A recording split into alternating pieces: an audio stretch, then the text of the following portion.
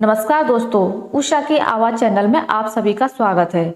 हमारी आज की कहानी है पराए घर की बेटियां। गर्मी की छुट्टियों में गोपी के मायके में सभी भाई बहन एकत्र होते हैं कि सबसे मिलना हो जाएगा। इधर यही समय गोपी की नंदों के आने का होता है। अम्मा उसे जाने की अनुमति नहीं देती।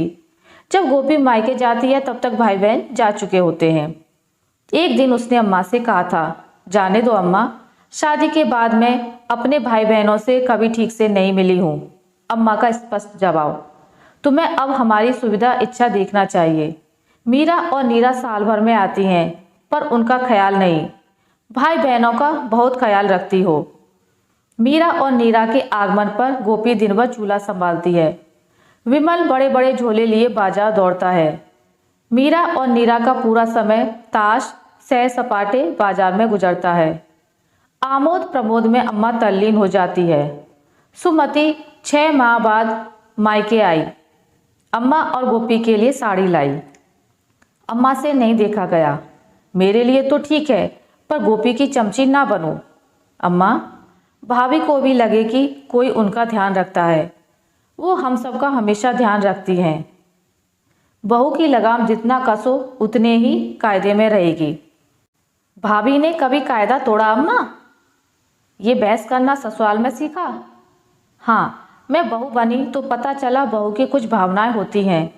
वह मान और सम्मान चाहती है। मेरी बड़ी ननद कनाडा लौट गई, पर छोटी के नखरे। उसकी झूठी थाली तक मैं उठाती हूँ। अम्मा सदमे में, सुमति तुम उसकी गुलाम नहीं हो। पर बहू तो हूँ। बहू को ये सब करना चाहिए। अपने ही घर में देखती हूँ अम्मा। गोपी भाभी गई भाड़ में। अपने पति से कहो तुम्हें अपने साथ ले जाए, अच्छी पोस्ट पर है। तुम क्यों दबोगी उस छुटकी ननदिया से? वे ले जाना चाहते हैं, पर माताजी कहती हैं कुछ दिन हमारी सेवा करो। तुमने फेरे माताजी के साथ लिए हैं? बिटिया, तुम इस बुढ़िया की लगाम कसो। अम्मा, गोपी की लगाम कसना चाहती है और चाहती है सुमति अपनी दुराचारी सास की लगाम कसे। नहीं अम्मा, मेरे पति अपनी माँ के सामने मुंह नहीं खोलते। ऐसे भक्त हैं अम्मा के प्रभु। अम्मा को विमल पत्नी का भक्त जान पड़ता है, लेकिन सुमति का पति मात्र भक्त। मैं चलूँ अम्मा? भाभी का काम में हाथ बटा दूँ। 4 दिन को आई हो, सुस्ता लो। अम्मा, यहाँ आदत बिगाड़ लूँगी तो ससुराल में अखरेगा। सुबह 6 से रात 12 बजे तक काम और काम। सुमति, तुम्हारी तो मजदूर से भी खराब हालत है। गोपी और सुमति रसोई में आ गईं। गोपी पूछने लगी, सच कह रही हो क्या सुमति? भाभी, मुझे कोई तकलीफ नहीं है। वे अच्छे लोग हैं। मैं अम्मा को महसूस कराना चाहती हूँ कि वे जो व्यवहार तुम्हारे साथ करती हैं वही बेटी के साथ हो तो कैसी आग लगती है। पर तुम अम्मा से ये सब नहीं बताओगी। आगे आगे देखो होता है क्या। सुमति अपने 2 माह के बच्चे को लेकर मायके आई थी। अम्मा जल्दी ही मुख्य मुद्दे पर आ गई। सुमति, बरई में मैंने काफ़ी सामान भेजा था। सास ने तो नहीं हड़प लिया? उन्होंने नहीं हड़पा। मैंने ही सब उन्हें सौंप दिया था। ये बोले बेटा हुआ है तो सबका नेक बनता है। सास, दोनों नंदों और जेठानी को हम लोगों ने सोने के कंगन दे दिए। अम्मा पर गाज गिरी। बेसबूर, कंगाल हो जाएगी। ना देती तो इनको बुरा लगता। अपनी बड़ी बहनों को देखो, पति को मुट्ठी में रखती हैं। कुछ सीख इनसे। स्त्रियों की मनोवृत्ति विचित्र होती है। बेटी को पढ़ाती हैं, पति को मुट्ठी में रखो। बहू को आरोप देती हैं, यह मेरे बेटे को मुट्ठी में रखती है। अम्मा, यह गुण तो हमें आता ही नहीं। तुम्ही से जाना है।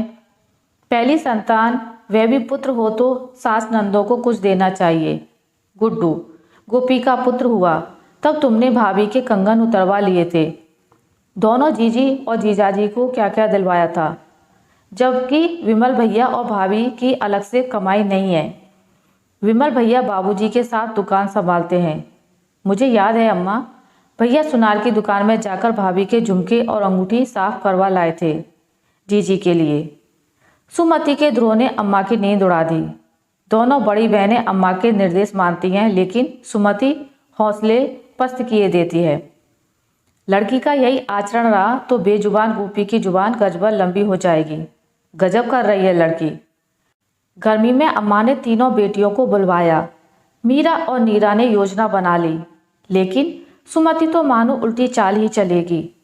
फ़ोन कॉल किया, उसकी तबीयत खराब चल रही है।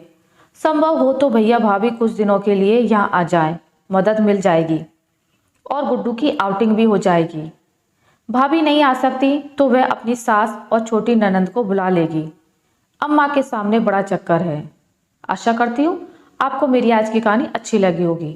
अगर आपको मेरी ये कहानी अच्छी लगी है तो इसे लाइक करें, ज़्यादा से ज़्यादा शेयर करें और अगर आप मेरे चैनल पर नए हैं तो इसे सब्सक्राइब करना ना भूलें। मिलते हैं एक नई कहानी के साथ, तब तक के लिए नमस्कार।